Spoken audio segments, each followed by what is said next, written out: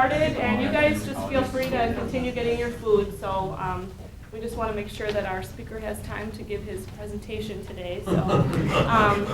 So thank you so much for coming. Welcome on behalf of the Latin American Caribbean and Nigerian Studies program.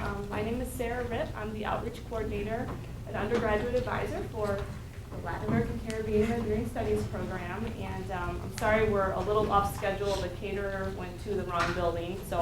But it's worth it, I think, because the food looks great. I just want to make a couple of quick announcements about some other events that are coming up that may interest a few of you. Tonight there is a film screening called The Harvest of Loneliness about the Precariat program, and that's happening at 6 p.m. in the Law Building. And I'll leave this in the back corner if anybody wants. This is our weekly email blast if you want more details. There's also going to be a celebration at the Cardinal Bar tonight at 6 p.m. as well on the publication of Zona de Carga, the Loading Zone of 2013. It's a literary journal. And tomorrow, another LASI's co-sponsored event at noon in Helen C. White Hall is Citizenship and Technology in Cuba. And finally, for those of you who might be interested, there is a competition, where did it go, for the Nabucco Award, which is a, what would I call this? I guess it's for the 2 best essays on Brazil, and it's given annually. And there is a cash award of $2,000 to a grad student and one to an undergrad student. Those applications are due on May 10th, so it's a great opportunity for people to apply for. So thanks again for coming, and feel free to eat, and I'll turn it over to Alberto Vargas. Thank you, Sarah, for coming. I'm going to shorten my introduction, just give you the welcome to the Mellon Foundation International Studies lecture. The Mellon Foundation is supporting UW in a process to rethink area and international studies, and one of the activities is to foster this cross-area, cross-disciplinary scholarly work and foster dialogue across our centers. So it's a great pleasure to introduce our speaker today, Darien Lamen. Darien is a new faculty fellow in Ethnomusicology. It's a prestigious fellowship by the American Council on Learned Societies and hosted by the Institute for Research in the Humanities. Darien's primary research interests in the context of this lecture series are cosmopolitanism, mobility, media technology, and the politics of cultural labor. So join me please in welcoming Darien.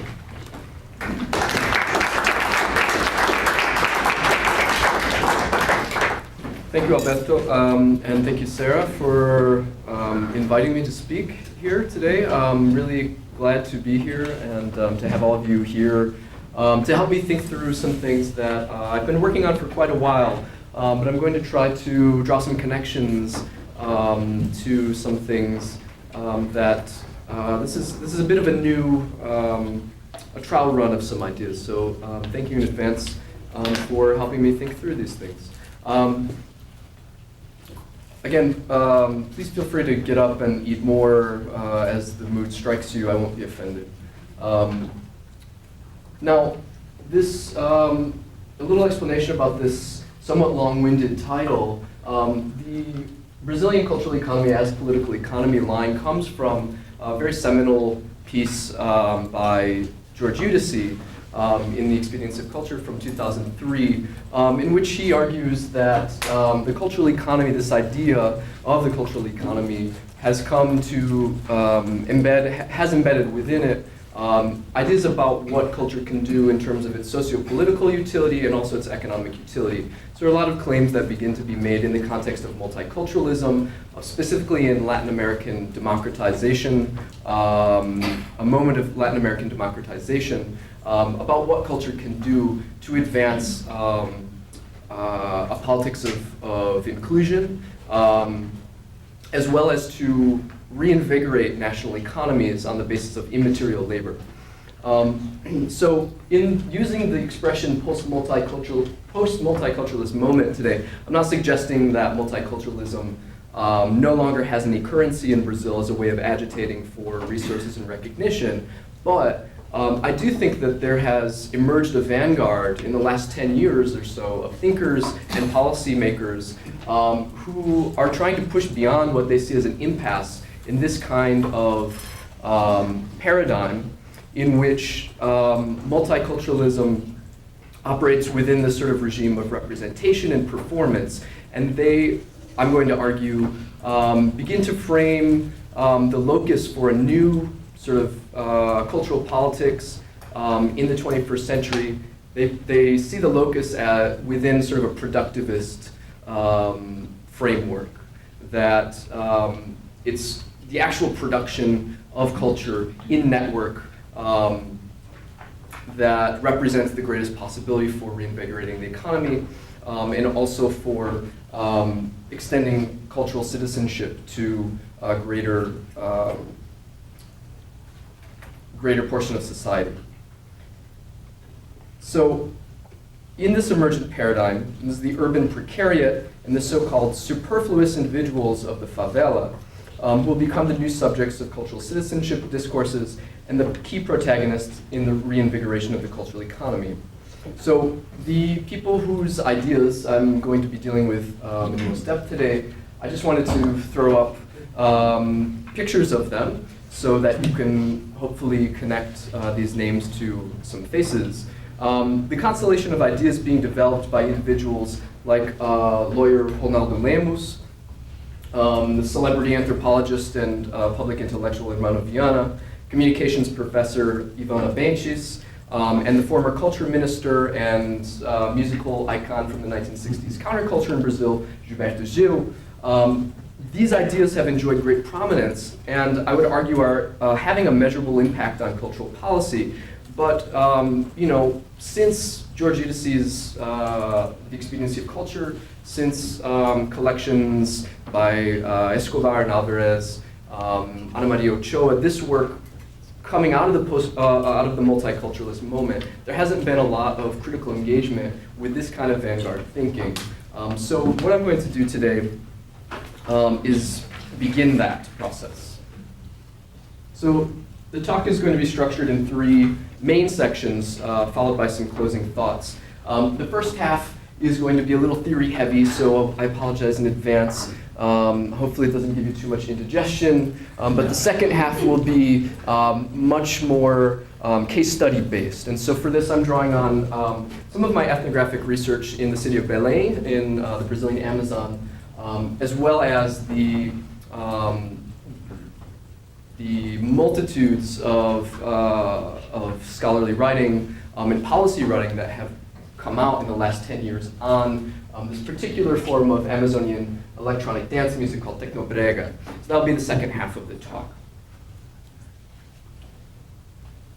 So I'm going to start with superfluity and the wasted lives of the favela. Can everyone hear me okay?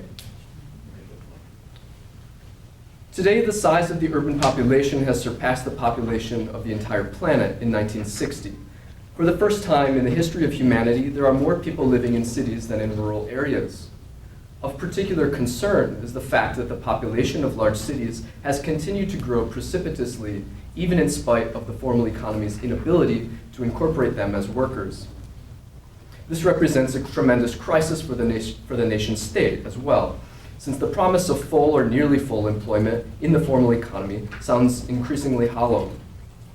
Hermano Viana suggests the crisis is reaching a breaking point, especially in light of these demographics. Quote, "About half of the world's slum inhabitants are less than 20 years old. Nearly everyone works in the informal economy. What are they to do with all their youthful energy? Produce the foretold catastrophe? Is this all that's left for them to do? Or are they to disappear off the map so they don't cause any more problems for the rich?" End quote. While the problem of superfluity under capitalism is not new, under late capitalism, in quotation marks, it has become even more entrenched and policed along geographical and racial lines. In Louis Wacan's terms, the relative surplus population has been transformed into an absolute surplus population. The reserve army of labor transformed into a perpetual undercaste. Superfluity, as Susan Marx argues, has therefore become an ontological category. Late capitalism has produced the category of wasted human being.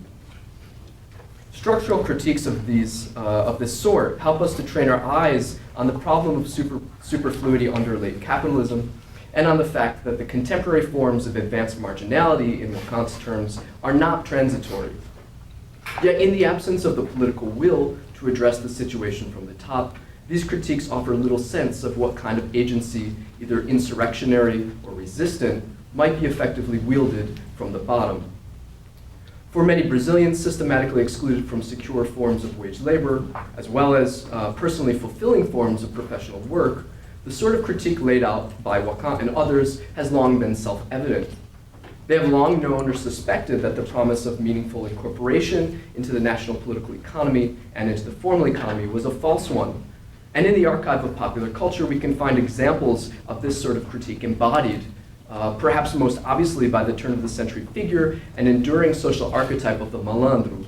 The malandro is a street's wise guy who is kind of a loafer and lives in the interstices. And so Roberto da Mata is the sort of great theorist of this social archetype, sort of the perpetual underdog, and really the hero of of a lot of forms of Brazilian popular culture. In these kinds of popular culture, Hermano Viana recognizes not only the basis for trenchant critique and a repertory of resistance, but also a seed for societal transformation. He writes, quote, "Instead of disappearing, the peripheries resist and speak more loudly, much to the surprise of those who expected only more futureless misery to spring from there. The peripheries produce parallel cultural worlds where the majority of the population has come to live," end quote. The improvised solutions, temporary salves, and ingenious ways of getting by and making do are rightly privileged topics for many an ethnography conducted in this kind of celebratory mode. But my objective today is not to provide more examples of the boundless creativity that emanates from the urban periphery. It's to interrogate this impulse to celebrate boundless creativity as such. I want to interrogate the recent turn in intellectual and policy debates toward creative production as the basis for cultural citizenship, and to critically examine the tendency to declare the digital cultural production of the periphery in particular as a harbinger and a model for both a more inclusive and a more productive Brazilian nation yet to come. So to do this, I'm going to take a step back to the 1990s and set up a little bit of this idea that this productivist paradigm is really taking over where multiculturalism and this sort of performative mode of doing cultural politics has left off. At the heart of ongoing debates about culture and cultural policy in Brazil is the idea that music making is a practice constitutive of citizenship itself. In a country like Brazil, where institutional politics and popular culture have long been intertwined, this proposition enjoys a certain self-evident character. Time doesn't obviously allow for a recap of this history, so I'll merely point you to the introduction of Idelber and Chris Dunn's 2011 edited volume, Brazilian Popular Music and Citizenship, for a concise overview of the relationship between cultural economy and national political economy in Brazil. My comments here will be limited to simply tracing what I see as the transition from a multiculturalist paradigm dominant throughout the 1990s during the period of redemocratization to an emergent, productive Precariat paradigm in the 2000s. I'm going to assume some familiarity with debates around multiculturalism here, either in their relation to Latin American national contexts or in relation to the US context developed by Charles Taylor and others. As a number of Latin American nations emerged from long periods of repressive military rule, culture came to serve as the ground or warrant for making claims to rights in a newly reopened public square.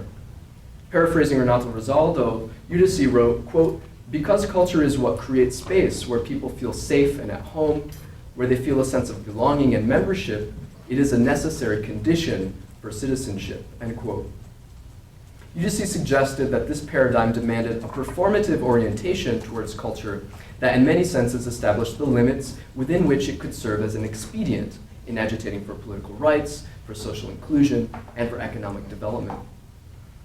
As has been argued by critics of multiculturalism, recognition on the basis of cultural difference not only has a tendency to reify otherness, it also reproduces institutional power, leaving unaddressed the question of who has the authority to recognize whom, and whose versions of cultural authenticity ultimately are being performed to, right?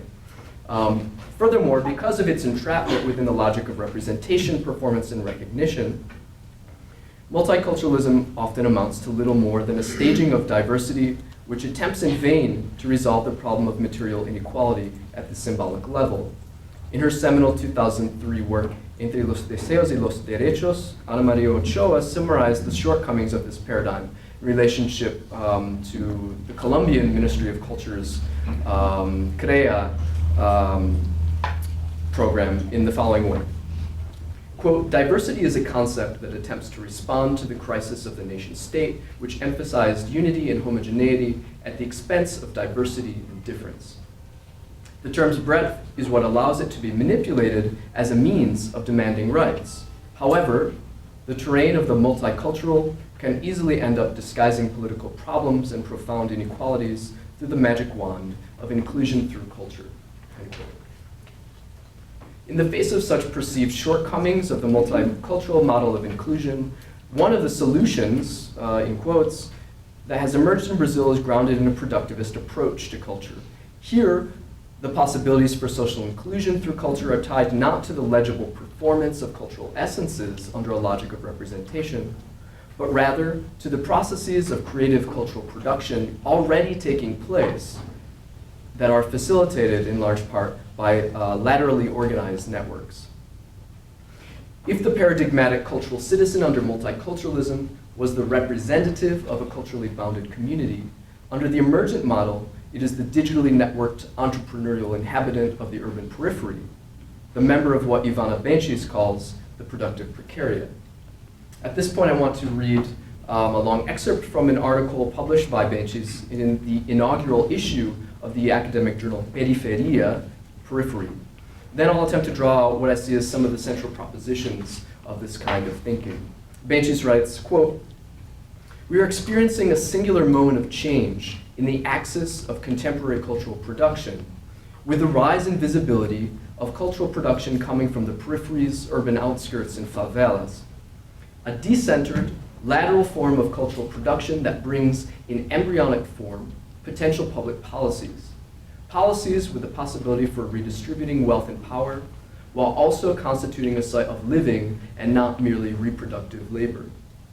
With the primacy of immaterial labor, culture today is the site of informal, unsalaried work for those that work with information, communication, art, and knowledge, and who are not part of large corporations.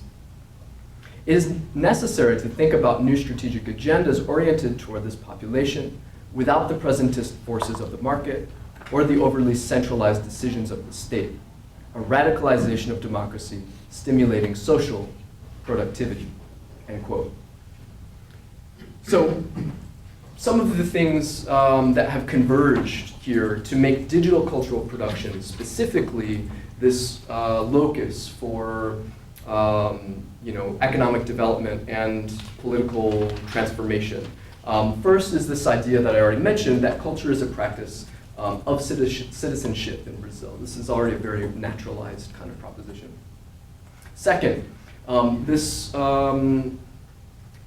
fairly in vogue theory circulating mainly in the global north that the creative economy can provide more meaningful forms of work and sort of stimulate by association a sort of post-industrial economy, right?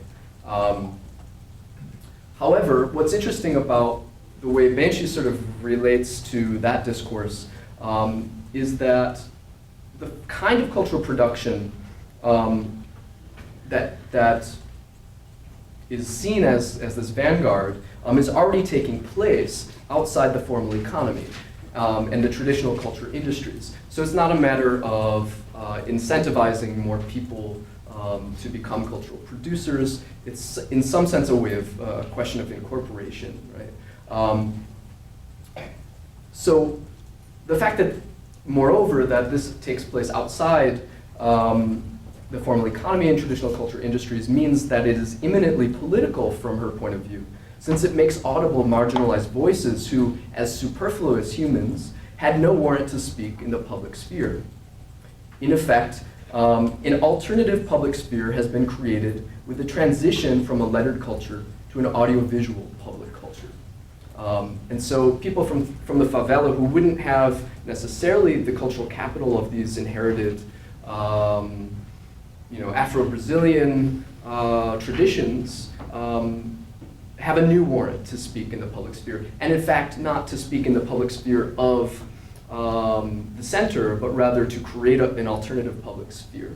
And so this is where Hermano Viana's thinking comes into play. Because these informal cultural economies emerged in the absence of recourse to formal institutions, and because they increasingly make use of digital technologies organized along a peer-to-peer network model, they are necessarily lateral and decentralized. So the wager of Benches and Viana, taking a page directly from the playbook of Hart and Negri, Lazzarato, and the immaterial labor theorists, is that networked cultural production that brings peripheries into direct and productive relation with other peripheries creates the possibility for displacing the center and rendering it superfluous. In his manifesto for the television series Central da Periferia, ironically produced by the Global Corporation, which we'll come back to in a second, Viana goes so far as to declare this a fait accompli, claiming that the periphery, in outpacing the center in terms of cultural innovation and in displacing it in terms of mass participation, has already effectively included itself. Quote, "This informal artistic economy is the result of social inclusion achieved by force." The expression is namaha. Right? When the periphery ceases to behave like a periphery, or when it ceases to recognize its place, the place the center wished it would forever occupy, the place of one who always waits to be included, who always thinks that its liberation will come from the center. Brazil is going to have to get used to this forcible inclusion from the bottom up by leaps and bounds, end quote. The question for these intellectuals then, who have a hand on the lever of research institutions like the Fundação Getúlio Vargas, which has been sort of a major force in economy and business administration in Brazil, and also on the levers of the Ministry of Culture. The question for them becomes how to amplify these expressions, to articulate them with demands for rights in an expanded public sphere, and to guard against the enclosure of this emergent digital and social commons by corporations. So, among the varied forms of digital cultural production that have been touted as evidence of this social inclusion by force, Amazonian Tecnobrega is often celebrated as chief among them. Ivana Benches, Hermano Viana, and Ronaldo Lemos have all written about Tecnobrega, so I want to take a closer look. And I do this not to offer some kind of definitive evidence in support or in rejection of their claims, but rather as an example of just how complex and contradictory this terrain of the creative cultural industries, of the peripheries are. So transitioning now to the second half of the talk, and I'll play a video example so that hopefully we can let our brains breathe a little bit while we do that. So, a little bit about Tecnobrega first. In the city of Belém do Pará, with 1.5 million inhabitants, a city located at the mouth of the Amazonian River Basin, sound systems, like this one, have long been the cornerstone of a popular informal cultural economy, really for more than 60 years. This is a particularly state-of-the-art sound system. Sound systems are, for those of you who don't know, mobile entertainment collectives that employ DJs, producers, equipment owners, and technicians, as well as people who carry the equipment, people who sell chiclete and beers and things like this informally at these parties. It is in itself a sort of engine of economic development in the minds of these folks I've been talking about. Since 2001, an especially profitable synergy between local musicians, sound system teams, and street vendors was consolidated around a form of electronic dance music known as Tecnobrega.